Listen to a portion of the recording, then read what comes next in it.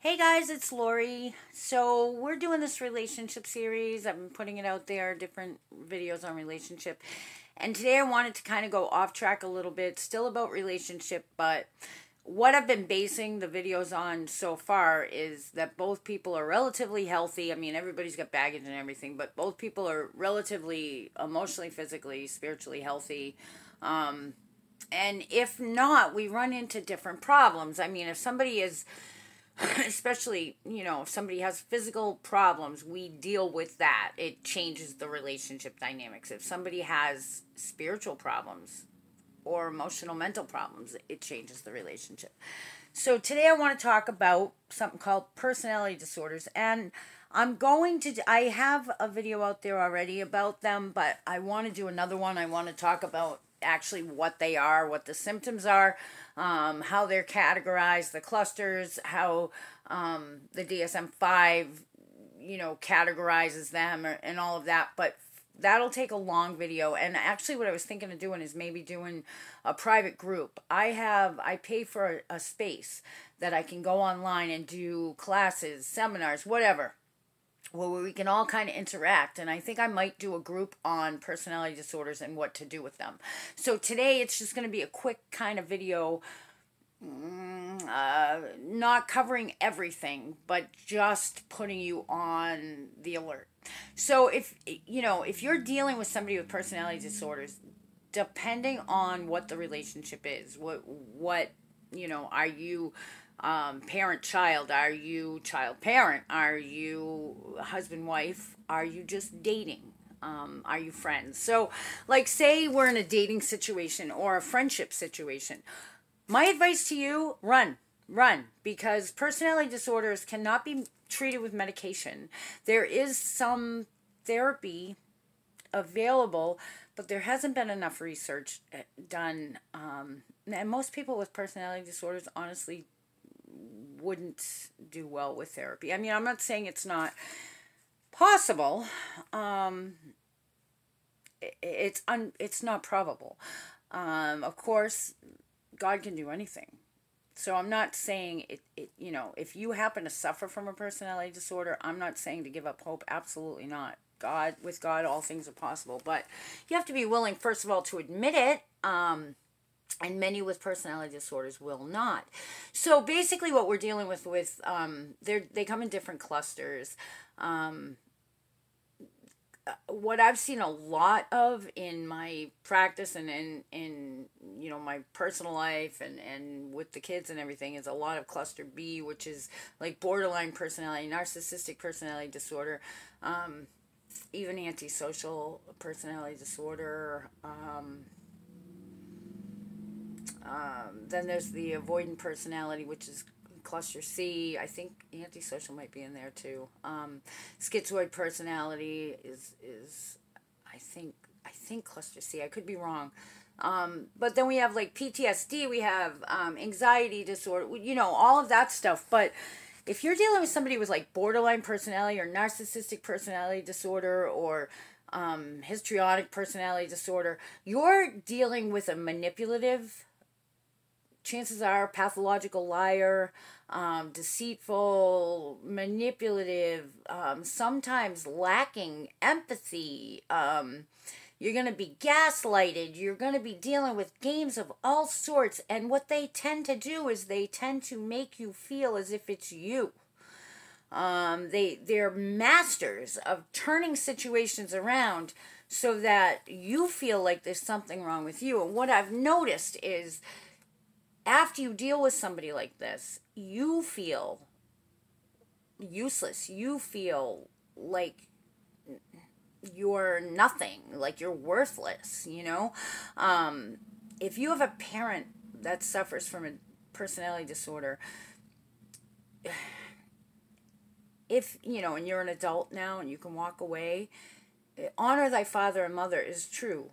You must honor your father and mother, but you have to have healthy boundaries, okay? And walking away sometimes is the best thing you can do for everybody involved. I'm not saying that's something you have to do, but sometimes it's the best thing to do,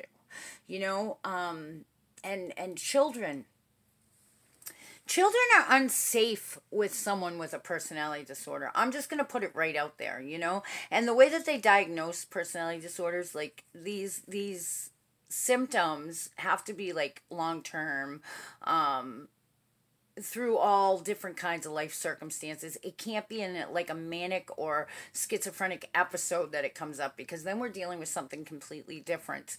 It has to last over time. It has to be throughout all different circumstances. We call antisocial personality disorder. You know what that is? That's sociopathy or psychopathy. And I mean, children are unsafe with these people. The problem is like a family court judge or a family court attorney or DCYF or anybody dealing in children's services isn't going to spot this immediately. They're not in the home. They're not with the person. And like I said, these people are like masters of deception. They can come across as like perfectly fine as they're lying through their teeth. They can present themselves well. Not all of them, but many of them can present themselves well, like in a professional situation. People can work with them and may, if they never get close enough, may never know, you know. But it's the people that are close to them that deal with these behaviors, and like I said, it twists you, turns you, it can steal your soul. So if you're involved with somebody who is if they seem to be ego driven, that could be a narcissist. And there are narcissists without narcissistic personality disorder, okay? But if they seem to only do things that will benefit them, they really have no empathy for others. They have a really hard time in interpersonal relationships. In all personality disorders, they have difficulty in interpersonal relationships. Like borderlines will be erratic and take chances, and they're really unsafe because they get involved in risky behavior. They fear abandonment so desperately that they will promise to do almost anything to keep you around. Although the next day they could totally disregard you if it's their idea. They just don't want to be abandoned. Narcissists they seek approval from everybody else. Their feelings it's all based on what's in it for them, you know. They have a really hard time truly having compassion. Like, they may be somebody who donates to a charity publicly and doesn't really care at all about what happens to the people that the charity helps, you know. Borderlines are erratic. Their behaviors, their moods go up and down. There's a lot of self-centeredness, you know. If you're dealing with this kind of stuff and it's ongoing, I'm not saying, you know, it's once in a while or whatever, but if it's ongoing, run away. If you can't, if you're in a situation where it's your child, where it's your wife or husband of many years or whatever, where you can't just leave, maybe it's your boss. If it's your boss, put a wall up spiritually,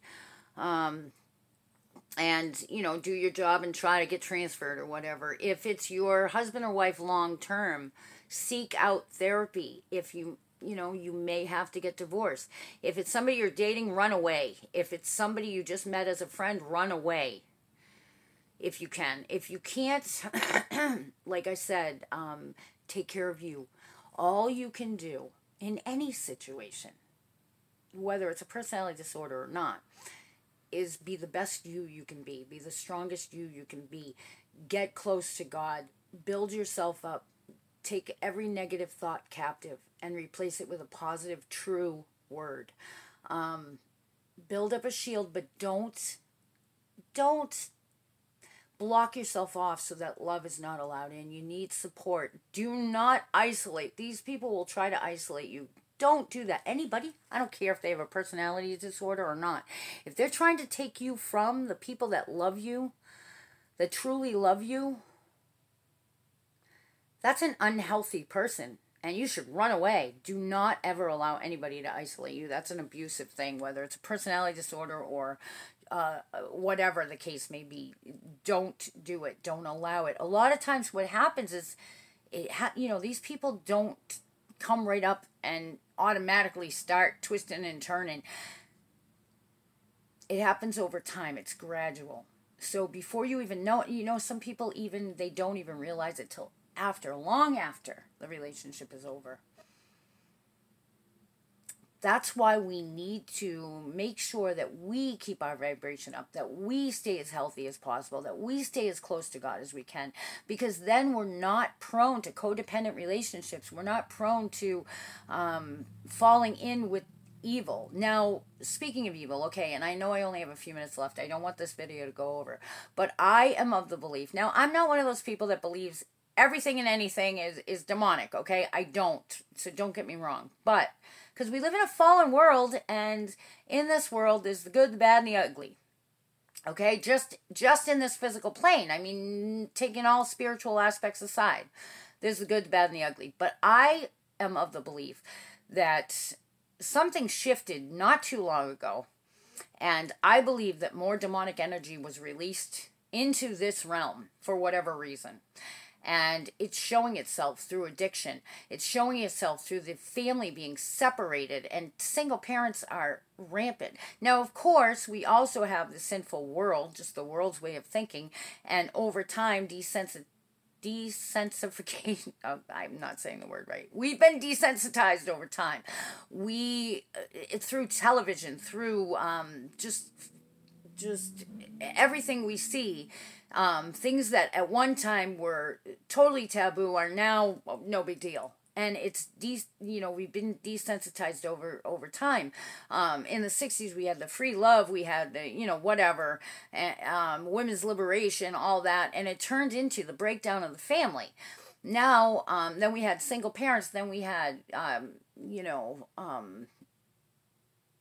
children basically raising themselves. We have lack of moral responsibility. We have lack of accountability.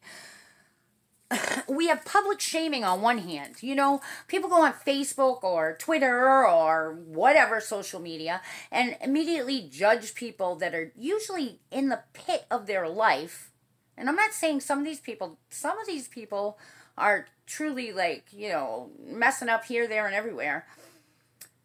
But many of these people may be innocent. Maybe they're totally innocent. We don't know that because we don't know them. Or maybe they're just in a really bad place in their life, and we have public shaming going on. And then on the other hand, we accept things that are unacceptable.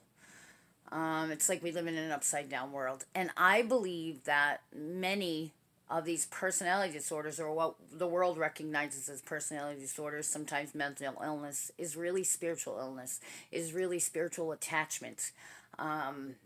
Maybe they're not possessed, but people allow themselves to be controlled by demonic entities. And unfortunately, there are many, I know of people right now who call themselves believers, truly believe themselves to be believers, and are being led by demonic entities. And how do you know that? How do you know that? Well, if you look with spiritual eyes and ask God for discernment, you'll see it.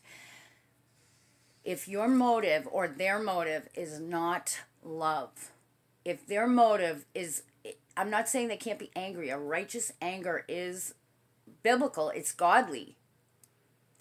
But if their motive is bitterness, hatred, jealousy, greed, any of the above, if you are motivated by any fear, worry, doubt, loneliness even, you are at risk to make decisions based on demonic leadings, guidance, demonic guidance. You think I'm crazy? Research it. I'm gonna go into more about this, but we live in a world where we are at risk.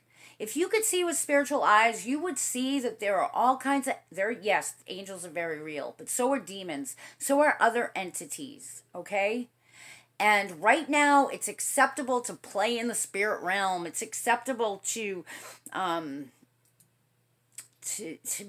be downright mean and nasty and rip children's lives apart, rip adults' lives apart, tear people up through gossip and envy. And that's, to me, demonic. And I think we have a real spiritual problem as well as a mental health problem. And I think for those of us who are spiritually aware, we need to really be on guard. We need to ask for wisdom and discernment of the Holy Spirit. And we have to make sure that we are only being led by the Spirit. And you know, God told me the other day not to engage on the physical plane with the devil, to only engage him on a spiritual plane, to hand it over to God and to wait for further instructions. And that's so important, because you know what? When you engage on this plane, he's got too many allies here. You know what I'm saying? He's surrounded by allies here. So don't engage, because what's going to happen is you're going to be brought down through the bitterness, through the anger.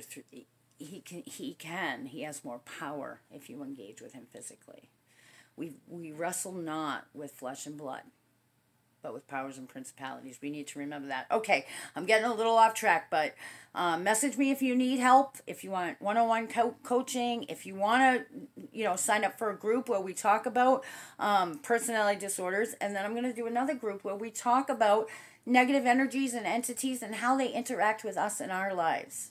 All right, guys, I'll talk to you soon. I don't know if this qualifies for one of the relationship series, but I guess I'll put it in there. All right, I'll talk to you guys soon. Have a great day. And I hope you're having a good week. May God bless you in all you do. Please keep my family in prayer. Keep me in prayer. And I will talk to you guys soon. God bless.